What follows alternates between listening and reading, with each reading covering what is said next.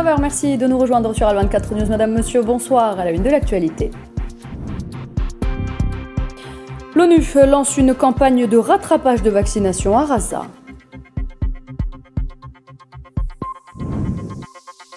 L'armée sioniste bombarde le sud du Liban et fait une victime.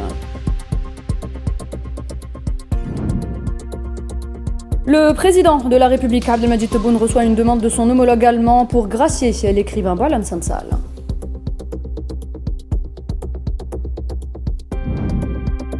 Dans ce journal également, nous évoquerons le conflit russo-ukrainien et la défense russe qui annonce avoir abattu des dizaines de drones ukrainiens.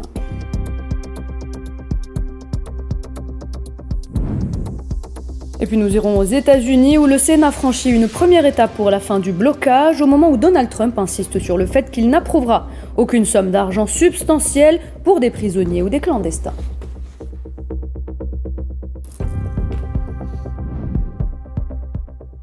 Bienvenue à vous, si vous venez de nous rejoindre, on entame cette édition avec le bilan quotidien des victimes du génocide sioniste à Gaza, un bilan qui atteint à ce jour les 69 179 martyrs et 170 693 blessés. Ce sont en majorité des femmes et des enfants qui sont ciblés.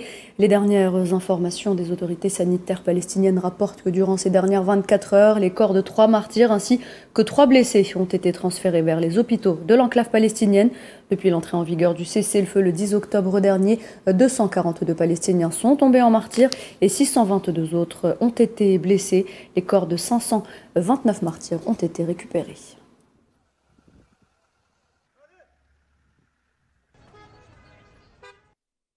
Des sources médicales rapportent de leur côté la réception de 15 corps de martyrs rendus ce lundi par l'occupation sioniste par l'intermédiaire du Comité international de la Croix-Rouge.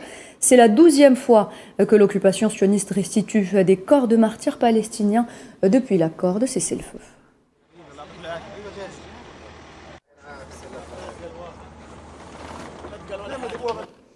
Et le complexe médical Nasser a annoncé dimanche soir la mort d'un enfant après l'explosion d'un engin non explosé laissé par les forces sionistes dans la ville de Khan Younes, quelques heures après qu'un autre enfant ait perdu la vie dans les mêmes conditions. Le maire de Khan Younes, Ala ad-Din al-Batta, a révélé dans une déclaration à la chaîne Al-Aqsa que le secteur de Gaza contenait encore environ 20 000 tonnes d'explosifs non explosés, ce qui constitue un danger permanent pour la vie des habitants et entrave les efforts de reconstruction, en précisant que la quantité de débris à Khan Younes seul s'élève à 340 000 tonnes.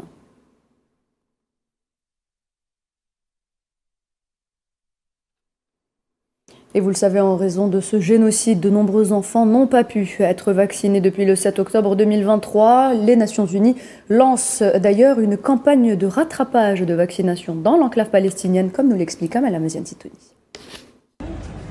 À l'hôpital de campagne Saraya, les parents accompagnés de leur bébé font la queue. Ils attendent leur tour pour le vaccin. Une campagne intégrée de vaccination, de suivi nutritionnel et de contrôle de la croissance des enfants dans la bande de Gaza a été lancée dimanche au profit de 44 000 enfants palestiniens selon l'ONU. Ces enfants qui sont privés de soins essentiels depuis le début de l'agression génocidaire sioniste. La campagne de vaccination a été lancée ici dans la région d'Asaraya et on nous a informé qu'elle a commencé dimanche. Alors nous sommes venus ici pour vacciner les enfants. La propagation de maladies telles que la variole, les maladies respiratoires et d'autres infections qui n'étaient pas auparavant connues dans la région nous a poussés à venir ici pour la vaccination. La campagne menée par l'UNICEF, l'UNRWA et l'OMS en partenariat avec le ministère de la Santé de Gaza prévoit l'administration de 3 doses des vaccins contre la poliomyélite ainsi que 2 doses du vaccin contre la rougeole, les oréons et la rubéole. Ces vaccins qui sont administrés dans près de 150 établissements de santé et 10 cliniques mobiles à travers le territoire assiégé. La Société du Croissant Rouge palestinien a préparé toutes les installations et créé l'environnement approprié dans tous les lieux et cliniques qui mèneront cette campagne. Le succès de la campagne dépend du plein respect du cessez-le-feu afin de permettre aux familles et aux équipes médicales d'accéder librement et en toute sécurité aux sites de vaccination selon l'ONU. Et autre territoire agressé par l'entité sioniste, le Liban, où un civil est tombé en martyr ce lundi dans une frappe des forces sionistes visant une voiture qui circulait sur la route menant vers la localité de Baïsarieh, dans le sud du pays. C'est ce qu'ont rapporté les médias locaux, citant un communiqué du ministère libanais de la Santé. La frappe intervient au lendemain d'un week-end au cours duquel 5 personnes sont également tombées en martyr. Depuis novembre 2024, l'armée sioniste a violé la trêve et plus de 4500 fois, entraînant donc le martyre de centaines de civils libanais selon des rapports libanais.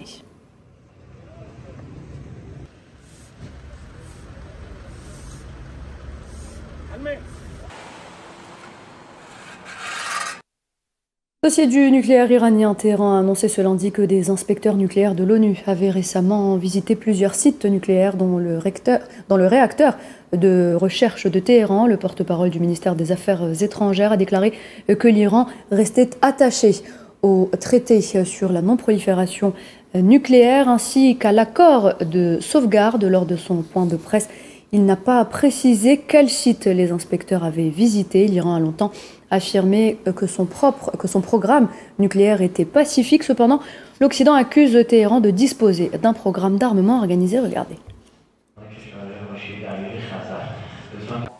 Le gouvernement chinois a fermement protesté auprès du Japon sur cette question. Taïwan est une partie inaliénable du territoire chinois et le règlement de la question taïwanaise dans le cadre de la réunification nationale relève exclusivement des affaires intérieures de la Chine et ne saurait faire l'objet d'une ingérence extérieure. La Chine exhorte vivement le Japon à réfléchir à la question de Taïwan et à ses responsabilités historiques, à respecter le principe d'une seule Chine et l'esprit des 4 documents politiques conclus entre la Chine et le Japon et à cesser de franchir les lignes rouges et d'envoyer des signaux erronés aux forces séparatistes favorables à l'indépendance de Taïwan. Le message personnel d'un diplomate chinois au Japon vise à dénoncer les tentatives injustifiées de séparer Taïwan du territoire chinois et à promouvoir l'idée d'une intervention militaire dans le détroit de Taïwan. Ces propos sont dangereux. Les Égyptiens se sont rendus ce matin au bureau de vote pour exprimer leur voix lors de la première phase des élections pour renouveler leur assemblée nationale qui se déroulera donc sur 2 jours sous supervision judiciaire. Les élections de la première phase se tiennent dans 14 gouvernorats comprenant 5606 bureaux de vote ainsi qu'un total de plus de 35 millions d'électeurs ayant le droit de voter lors de cette phase électorale. Le dépouillement des votes est prévu après la fermeture des urnes demain soir en vue de l'annonce des résultats prévu donc le 18 novembre courant.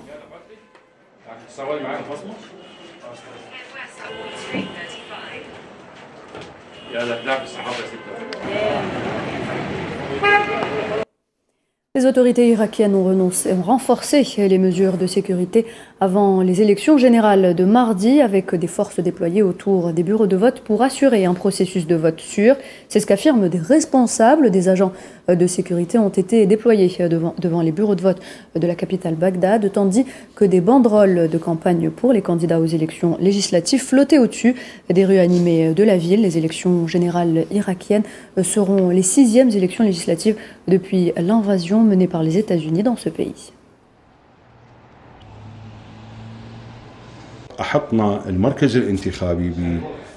Nous avons déployé un important dispositif de sécurité et des moyens considérables autour des bureaux de vote afin de garantir l'absence d'atteinte à la sécurité, de présence d'individus armés et de pression sur les électeurs. Ces derniers pourront exercer leur droit de vote et faire leur choix en toute liberté. Pendant les élections générales, toutes nos forces de sécurité concentreront leurs efforts sur la protection des bureaux de vote, des électeurs et des urnes.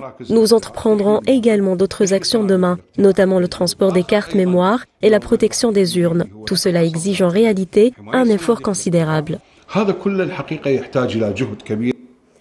Retour en Algérie avec tout d'abord l'arrivée ce lundi du président somalien Hassan Cheikh Mohamed à Alger donc pour une visite officielle. Cette visite s'inscrit dans le cadre du renforcement des relations de fraternité et de coopération entre l'Algérie et la République fédérale de Somalie et vise à les hisser à des niveaux supérieurs, traduisant la solidité des liens historiques unissant les 2 pays et les 2 peuples frères, ainsi que la volonté de leurs dirigeants de consolider le partenariat et la concertation autour des questions d'intérêt commun.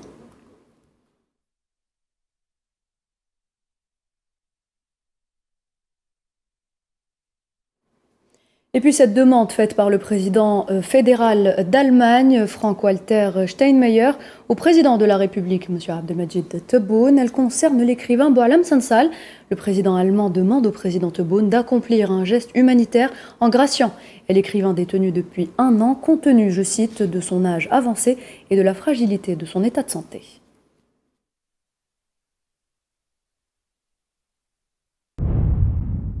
J'ai demandé à mon homologue algérien la grâce de Boualem Sansal. Un tel geste serait l'expression d'un esprit humanitaire et d'une grande clairvoyance politique. Il reflèterait les relations personnelles de longue date que j'entretiens avec le président Abdelmajid Tebboune ainsi que les excellents rapports entre nos deux pays.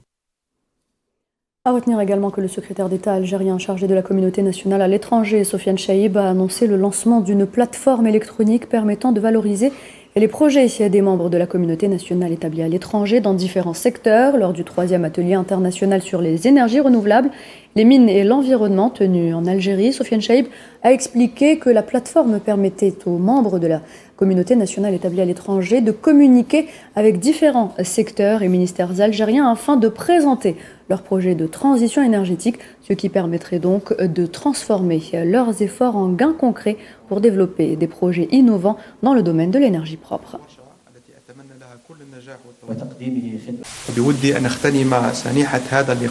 Je saisis cette occasion pour réaffirmer que le gouvernement ne ménagera aucun effort pour concrétiser la vision stratégique clairement définie par le président de la République au bénéfice de la communauté nationale à l'étranger. Nous poursuivrons notre coordination avec les différents secteurs et parties prenantes afin d'apporter le soutien et l'assistance nécessaires à nos talents expatriés afin qu'ils puissent mener à bien leurs idées et leurs projets dans leur pays d'origine.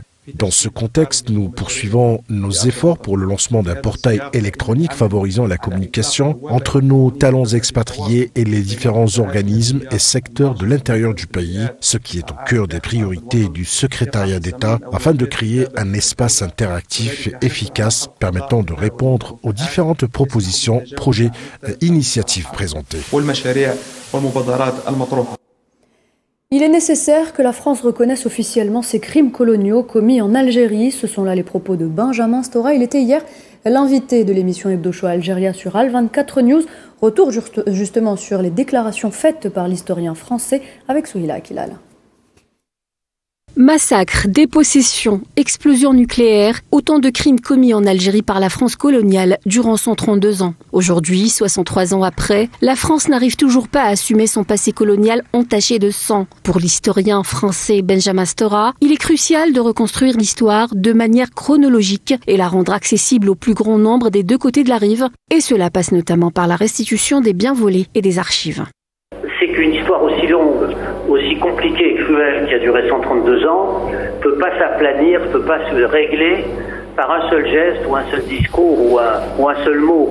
C'est tout un travail qui a commencé à être fait d'ailleurs. On a commencé à mettre en place une chronologie de cette pénétration coloniale, une chronologie très fine, très importante, sur 50 ans. Puis ensuite, bien sûr, un inventaire des biens à restituer à l'Algérie. La tâche qu'on s'était assignée dans cette commission, c'était aussi, bien sûr, le partage des archives. Benjamin Stora a tenu à rappeler que la colonisation française en Algérie a été rythmée par la dépossession des Algériens de leurs terres, les vols et les massacres d'Algériens, ce qui a constitué des crimes contre l'humanité, des crimes qui ne figurent pas dans les manuels scolaires des Français et que la France a toujours tu et passé sous silence.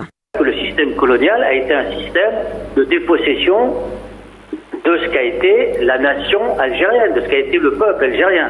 Donc le problème, c'est là, effectivement, réappropriation de la souveraineté perdue. Et donc tout le travail qui a été mené et que j'ai mené avec d'autres, c'est précisément de reconstruire, de construire tout ce récit national confisqué pour essayer de le faire partager au plus grand nombre. Concernant la position d'une partie de la classe politique française qui veut fausser l'histoire et remettre en cause le passé colonial de la France et ses crimes en Algérie, en mettant en avant l'aspect positif de la colonisation sous le slogan « La mission civilisatrice de la France », Benjamin Stora estime qu'il est urgent que Paris reconnaisse enfin ses crimes de guerre en Algérie, car ce qui se passe réellement est une guerre idéologique menée de front par l'extrême droite française. Chez les intellectuels, dans la presse, etc., il y a quand même beaucoup de monde qui est mobilisé pour empêcher cette réécriture de l'histoire, pour faire en sorte qu'on puisse reconnaître les crimes qui ont été accomplis. Il y a une vraie prise de conscience. Je l'ai vu, moi. Pour Benjamin Stora, rétablir la vérité historique de la colonisation française en Algérie sera un processus de longue haleine, mais il compte sur la prise de conscience de la jeunesse et des intellectuels en France qui découvrent la vraie histoire et rejettent la réécriture fallacieuse de l'histoire coloniale française par des idéologistes nostalgiques de l'Algérie française. Le mouvement de solidarité espagnol avec le peuple sahraoui a annoncé l'organisation d'une marche dans la capitale Madrid samedi prochain pour soutenir le droit inaliénable du peuple sahraoui à l'autodétermination, à la liberté et à l'indépendance. L'activiste des droits de l'homme espagnol Manuel de la Rosa Hernández a expliqué dans un post sur son compte personnel sur la plateforme X que cette marche intervient 50 ans après la signature du tristement célèbre accord de Madrid le 14 novembre 1975 et qui a permis au Maroc d'occuper le Sahara occidental. L'activiste a ajouté que cet anniversaire constitue une occasion importante de rappeler à Madrid son engagement à soutenir toutes les initiatives visant à parvenir à une solution juste et définitive par le biais d'un référendum permettant au peuple sahraoui d'exercer son droit inaliénable à l'indépendance et à la souveraineté sur l'ensemble de ses territoires et ses ressources.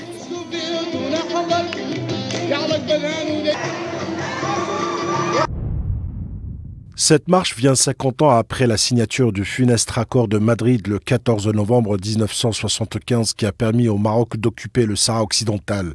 Elle constitue une occasion importante de rappeler au gouvernement espagnol son engagement à soutenir toutes les initiatives politiques nécessaires pour parvenir à une solution juste et définitive par le biais d'un référendum permettant au peuple sahraoui d'exercer son droit inaliénable à l'indépendance et à la souveraineté sur l'ensemble de ses territoires et ressources. Nous devons, en tant que syndicats ouvriers, organisations sociales, groupes de solidarité internationale et organisations de gauche, soutenir fermement la marche de soutien au peuple sahraoui le samedi 15 novembre courant.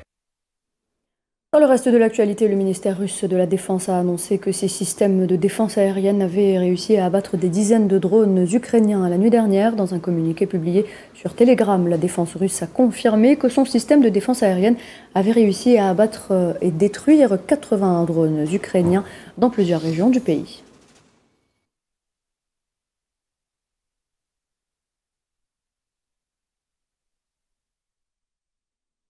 Et le président ukrainien Volodymyr Zelensky a incité les partenaires européens à accroître la pression sur la Russie pour affaiblir ses capacités militaires.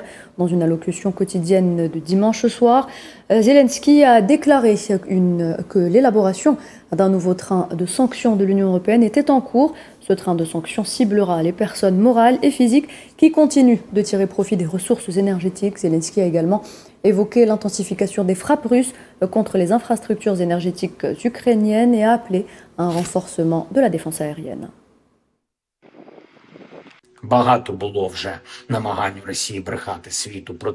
La Russie a déjà tenté à maintes reprises de tromper le monde sur la situation. Elle a également cherché à perturber les négociations avec les États-Unis et l'Europe. À chaque action, sa réaction, ses sanctions. Nous préparons d'ores et déjà avec nos partenaires européens le 20e train de sanctions. Nous prévoyons que son contenu sera finalisé d'ici un mois et nous proposons d'y inclure les entités juridiques et les personnes physiques russes qui continuent de tirer profit des ressources énergétiques. Des informations supplémentaires seront également communiquées concernant les ravisseurs d'enfants ukrainiens. Une telle situation exige une véritable pression internationale.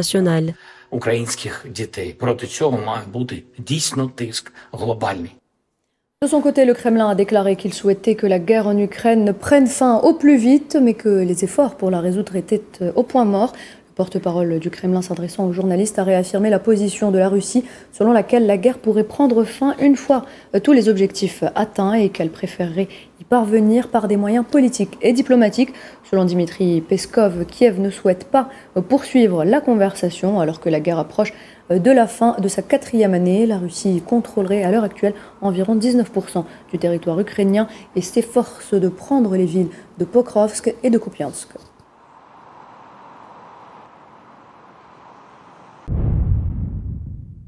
Bien sûr, nous souhaitons que ce conflit prenne fin au plus vite. Il pourra prendre fin une fois que la Russie aura atteint les objectifs qu'elle s'était initialement fixés. Nous préférerions que ce conflit soit réglé par la voie diplomatique. Nous l'avons dit à plusieurs reprises et la partie russe reste ouverte à cette possibilité. Mais il y a actuellement une pause. La situation est au point mort. Ce n'est pas de notre faute.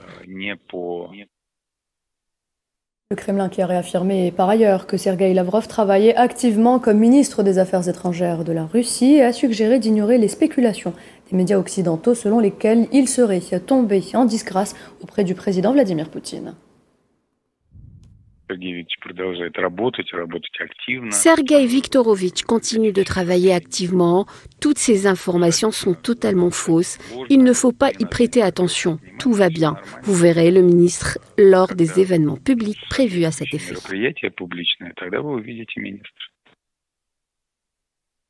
Sachez par ailleurs que le président russe Vladimir Poutine a rencontré ce lundi le PDG de la Sberbank russe, German Gref.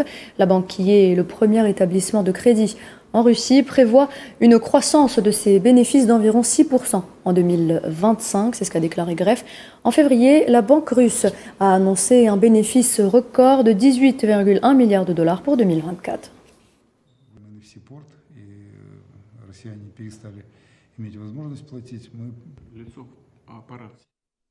Direction les États-Unis à présent. Le Sénat a franchi hier dimanche une première étape vers la fin du blocage du gouvernement après qu'un groupe de démocrates modérés ait accepté de poursuivre les travaux sans garantie de prolongation des subventions aux soins de santé, ce qui a provoqué la colère de nombreux membres de leur groupe qui affirment que les Américains veulent qu'ils continuent le combat.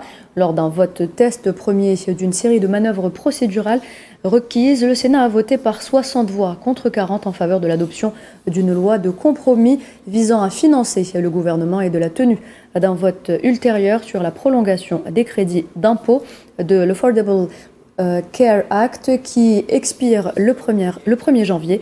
L'adoption définitive pourrait prendre plusieurs jours si les démocrates s'y opposent et retardent le processus. Le Sénat a voté aujourd'hui pour la réouverture progressive des services gouvernementaux. Nous avons franchi une étape importante pour protéger la santé de dizaines de millions d'Américains en échange d'un financement jusqu'au 31 janvier. Cet accord permettra aux démocrates de contrôler la salle du Sénat pour un vote sur l'une de nos principales priorités législatives, la prolongation des crédits d'impôt sur les primes d'assurance maladie prévue pour la loi sur les soins abordables. C'est crucial car les républicains contrôlent tous les pouvoirs de l'État. Nous sommes tous ici présents et nous aussi, au sein du groupe démocrate, pleinement engagés à travailler sur la question des crédits d'impôt pour les primes d'assurance maladie et à préserver l'accès aux soins de santé pour des millions d'Américains. La question qui se pose est quel est le meilleur moyen d'y parvenir? Et notre conclusion, après 6 semaines, voire 7 de blocage, est qu'aucune autre voie n'était envisageable. Et de son côté, Donald Trump a déclaré hier soir que la paralysie du gouvernement pourrait bientôt être résolue. Il a insisté cependant sur le fait qu'il n'approuverait aucune somme d'argent substantielle pour des prisonniers ou encore des clandestins. Des déclarations qui interviennent alors que le blocage budgétaire a atteint son 40e jour, le plus long de l'histoire des États-Unis, paralysant les fonctionnaires fédéraux et perturbant l'aide alimentaire, l'accès aux parcs nationaux et le trafic aérien. On dirait qu'on approche de la fin du blocage. On n'acceptera jamais de verser d'argent substantiel, ni même d'argent aux prisonniers ou aux clandestins qui entrent illégalement dans notre pays. Je pense que les démocrates le comprennent et on dirait qu'on approche de la fin du blocage. Vous le saurez très bientôt. Et puis toute autre chose à présent, la Chine a présenté de sérieuses protestations au Japon concernant les récentes remarques du Premier ministre japonais Takaichi sur Taïwan. Vendredi, Takaichi avait déclaré, rappelez-vous, aux législateurs japonais qu'une attaque chinoise contre Taïwan pourrait constituer une situation menaçant la survie du Japon. Des déclarations qui ont provoqué la colère de Pékin qui a réagi ce lundi par le biais du porte-parole de son ministère des Affaires étrangères, déclarant que Taïwan est une partie inaliénable du territoire chinois et que le règlement de la question taïwanaise dans le cadre de la réunification nationale relève exclusivement des affaires intérieures de la Chine et ne saurait faire l'objet d'une ingérence extérieure.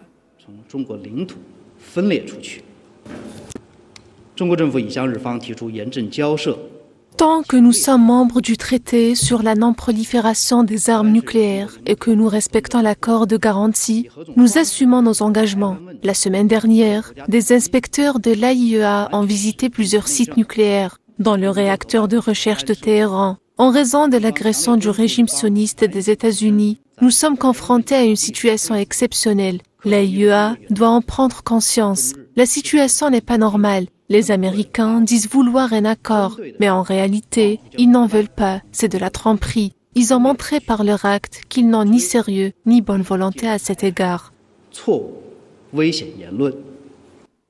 Et voilà, c'était là la dernière information de cette édition. Merci de l'avoir suivi. Restez avec nous dans quelques instants. Le Journal de l'Afrique avec Asma Laït.